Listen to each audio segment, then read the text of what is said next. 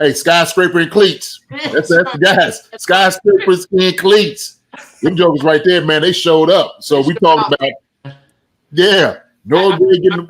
I brought up a stat to Marcus. I don't know if you're aware of it, JD, but my theory was that you were too busy celebrating the tight end specialty tonight because they did something that I don't know another team has done in a very long time.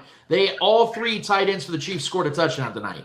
Yes. So that's special, man. I know that's something you're absolutely just bathing in right now. You're just loving that, bro. Oh yeah, man. Come on now. Anytime my tight end brothers, man, get in the end zone, I'm always jumping for joy. And so seeing all three, right? And we talked about it. We talked to Harrison. He was like, hey man, that's the second one. It's number 2, right? We said, look, he's gonna get 8 this year. So he's got 6 more to go. So we right on pace, baby. We right on pace for it. And so we knew, especially like in the red zone, these guys were going to be very important to what we're doing.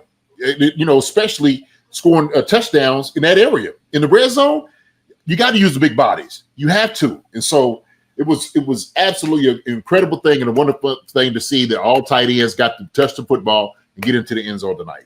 Lance and I we talk about tight ends. We're going to give the tight ends the roses and the flowers if we're doing so well tonight. Mm-hmm. But we did say that we think 50 Shades of Noah Gray and Jody Fortson should go down to Kentucky and go to Jason Dunn's School of Blocking. That's what I think that needs to happen. What do you think about their pass protection tonight? Man, they did a great job. Really? I see Noah do a lot, but putting his hands in there. Jody maybe a little bit more. Of course, he had the holding call toward the end. He's got to get the hands inside the frame, no doubt about that. But Travis too, man, was doing a great job, man, blocking and whatnot down the field. So these guys kind of play tough, man.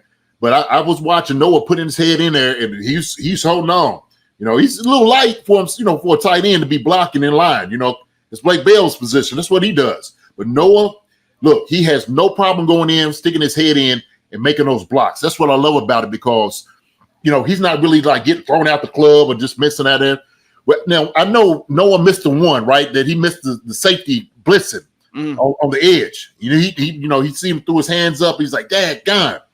I was just hoping that the guy just didn't clean Patrick's clock, right? He just, and so Patrick, he just kind of corralled him, took him down, but no one knew he messed up on that. But as far as like the running game, I think the guys did a pretty decent job, man, putting their hands in there and putting their hat in, to kind of push the guys off. Hey, I wanted to throw some out there real quick, Marcus, JD. Speaking of the tight ends, I think we need to pay homage to Travis Kelce because he actually passed Rob Gronkowski in receiving yards by a tight end all time for 5th all time. Hey, in 13 fewer games.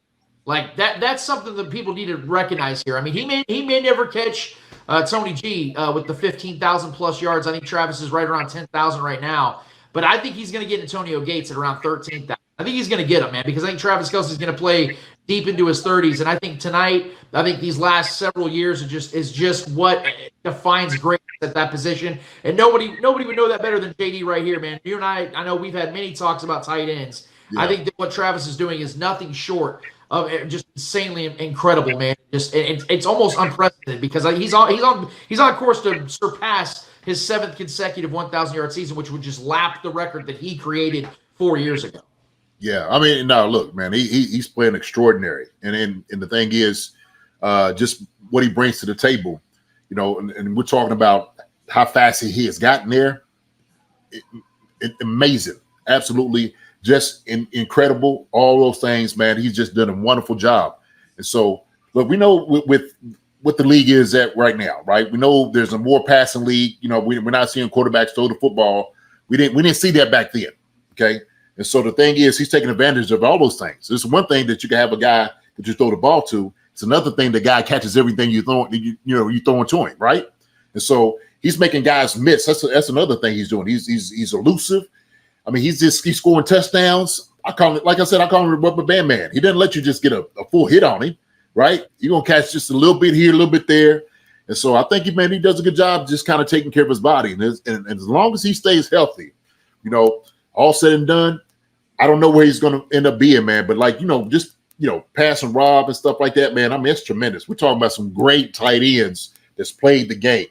And so he's already done, put his name up there with the best of them with no doubt. And so, like I said before, all said and done, we don't know what's going to be, Lance. I know you know, when we talk about who's the best tight end ever and all that, hey, man, it's a great argument with those things. You know what I mean? It's a great argument with those things. Hi, everybody. Thanks for watching. Subscribe here to get the latest from the show. Also, be sure to check out the best clips from Chief Concerns. And if you prefer to listen to the show, subscribe and follow us on Apple Podcasts, Spotify, and anywhere else you get podcasts.